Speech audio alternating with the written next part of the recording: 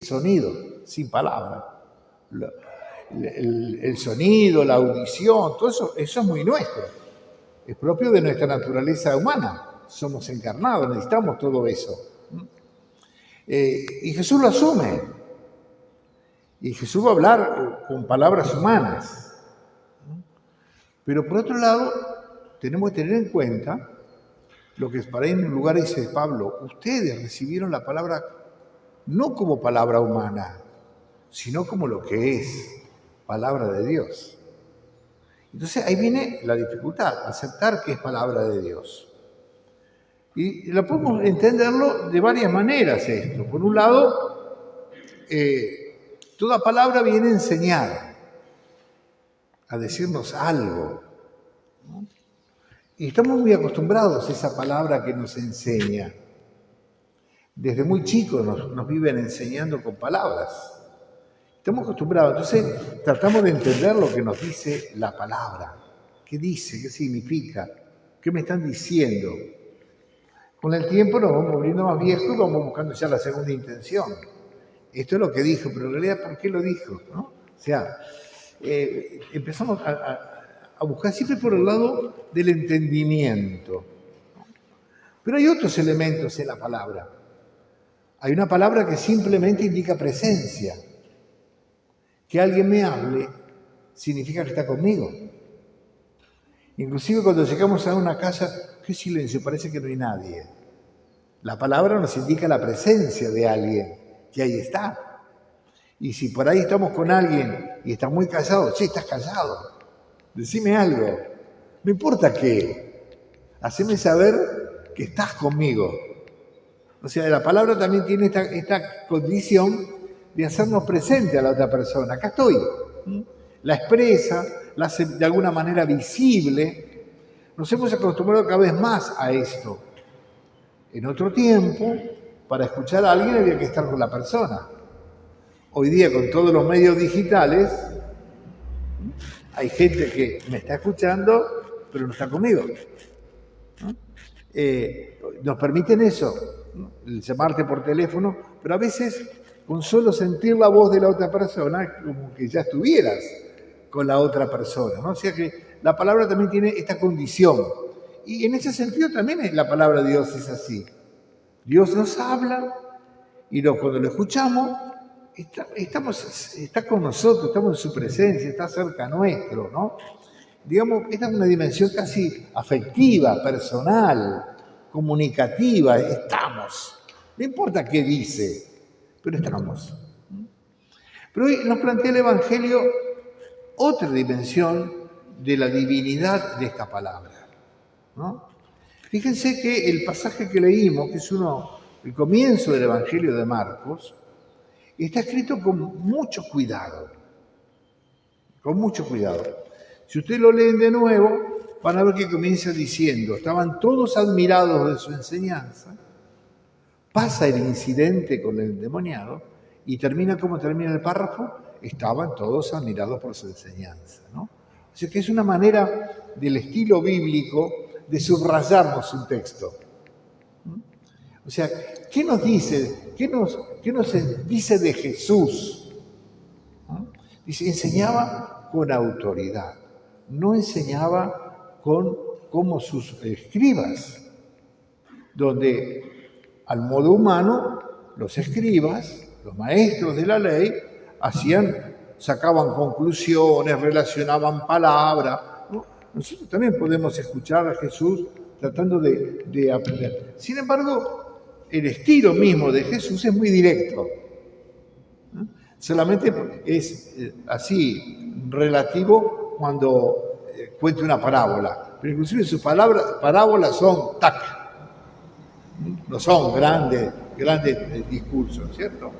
Pero sí lo que vemos, ¿no?, en este pasaje no solamente es esta capacidad de explicar cosas, sino el poder que tiene la palabra. ¿Y qué significa que tiene poder? Que Jesús está en la palabra que dice. A ver, cuando yo digo una palabra, la dije, el que la escuchó, la entendió, no la entendió, pero yo no estoy en la palabra esa. Jesús está en la palabra. O sea que su palabra de alguna manera pone en contacto profundo con él, que es lo que siente este espíritu malo. Es que lo está tocando con esa palabra. Esta palabra directamente como que manifiesta el poder de Dios ahí. Y no necesita más nada. No necesita pegarle una trompada ni un palazo, ¿no? Simplemente con la palabra ya lo está tocando, porque nosotros esto lo vemos mucho en la liturgia en general.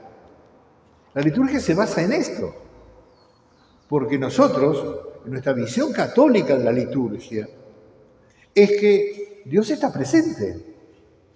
Cuando decimos sus palabras en su nombre, cuando decimos, esto es mi cuerpo, esta es mi sangre, estamos seguros que en esa palabra estaba Jesús y estaba transformando ese pan y ese vino en su cuerpo y en su sangre. Estamos seguros que cuando nos confesamos y el sacerdote dice las palabras en nombre de Jesús, yo te absuelvo de tus pecados, estamos perdonados de verdad. Estamos perdonados de verdad. No es que Dios te dice, mira, no, me tocó y me purificó. Como tocaba y purificaba a los leprosos en su cuerpo, me tocó y me purificó, ¿no? O sea, lo que Dios dice lo hace. Esta dimensión ya estaba en el Antiguo Testamento, toda la palabra creadora. Dios hizo todas las cosas por medio de su palabra y no hizo nada si no es por la palabra. Que exista el día, que exista la noche, que exista el hombre, y con su palabra Dios hizo todo. Porque Dios se comunica en su palabra y Él está presente, ¿no? O sea, cuando decimos que el Verbo es Dios, estamos diciendo esto mismo. La divinidad está en la palabra de Dios, ¿no? Y donde está la palabra de Dios, está Dios. Cuando nosotros leemos la liturgia, la palabra en la liturgia, estamos seguros que es Dios el que está acá presente, hablándonos. Y esa palabra tiene poder de tocar y transformar las vidas, ¿no? A veces nos olvidamos de esto, de este elemento de divinidad que tiene la palabra, y queremos convencer, o a veces evangelizar con argumentos, convencerlo al otro. Sí, tenemos que dar razón de nuestra esperanza, pero el anuncio querigmático de la palabra de Dios es hacerlo presente. Me gustó muchísimo, si a alguno que anda en catequesis y demás le gusta, hay una paginita, Vatican News, ¿no?, en castellano, y el Papa habló estos días, lo publicaron, estaba muy lindo. Seguramente que en otro lado lo ha publicado, por el tema de la catequesis, ¿no? Y entonces decía, la palabra es el querigma, y el querigma es una persona, es Jesús, ¿no? O sea, cuando nosotros anunciamos a Jesús, no es que les hablamos, sino que lo hacemos presente. Dios está ahí. Él es el que va cuando vamos evangelizando. Entonces, lo que importa, ¿no es cierto?, es que yo esa palabra la pronuncie como palabra de Dios, creyendo que realmente a través mío está. Hay textos muy fuertes que lo dicen. Jesús le dice a los apóstoles, el que los recibe a ustedes me recibe a mí, el que los escucha a ustedes me escucha a mí. O sea, Él nos ha dado ese poder de la palabra para evangelizar. Y no es la palabra persuasiva de los discursos. El apóstol Pablo, maestro en esto, dirá, yo no vine a ustedes con discursos persuasivos de la sabiduría humana, sino con el poder de la cruz, vine a anunciarles a ustedes a Cristo resucitado. Y eso es, ¿no? Entonces, hoy esta palabra nos muestra en algo concreto. Y les digo sinceramente que soy testigo que esto sigue pasando. Mi primera experiencia que tuve de tropezarme con alguien que tenía algo del mal en sí mismo fue cuando tuve que leer esta palabra en una situación que había y algo que estaba escondido saltó a la luz de esta misma manera. Esta misma palabra, proclamada con fe, producía el mismo efecto 2000 años después. porque Jesús está en la palabra. ¿No? O sea, y no es lo importante aquí esto, por eso no me entré en este tema. Lo importante es que, ¿para qué lo hace Jesús delante de todos? Para que se vea el poder de su palabra, para que confiemos. Frente a este mundo, nosotros no tenemos que buscarle la vuelta. Dios le buscará la vuelta. Nosotros tenemos que proclamar a Cristo, ser testigos de Cristo. Cuando el Señor nos manda a evangelizar hasta los confines de la tierra, no le dice busquen la vuelta, traten de ganarse a cada uno, a ver qué le gusta, qué no le gusta. Sean mis testigos, anúncienme y yo voy a estar con ustedes. El final del Evangelio de Marcos es hermoso. Fueron y predicaron en su nombre y él confirmaba su palabra con los signos que ellos hacían, para que se viera que Dios estaba ahí con ellos, ¿no? Entonces nosotros creemos, ¿no es cierto?, en la palabra de Dios, no desde un punto de vista literario, intelectual, discursivo, sino que creemos de una manera existencial, esta palabra que es capaz de hacerlo presente, realmente presente. Porque Dios se quiere estar realmente presente donde su iglesia está anunciándolo y proclamándolo, ¿no? En estos tiempos tan difíciles, un mundo tan revuelto, tan confundido, siempre tenemos esa tentación muy humana de decir qué hicimos mal, qué tenemos que hacer distinto, cómo vamos a...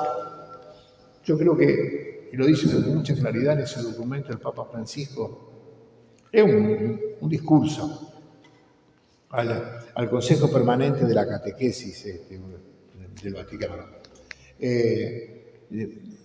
Tenemos que hacerla presente a Jesús, proclamando su palabra sin miedo, siendo testigos, ¿no?, de que para nuestras vidas es lo mejor que nos pudo haber pasado.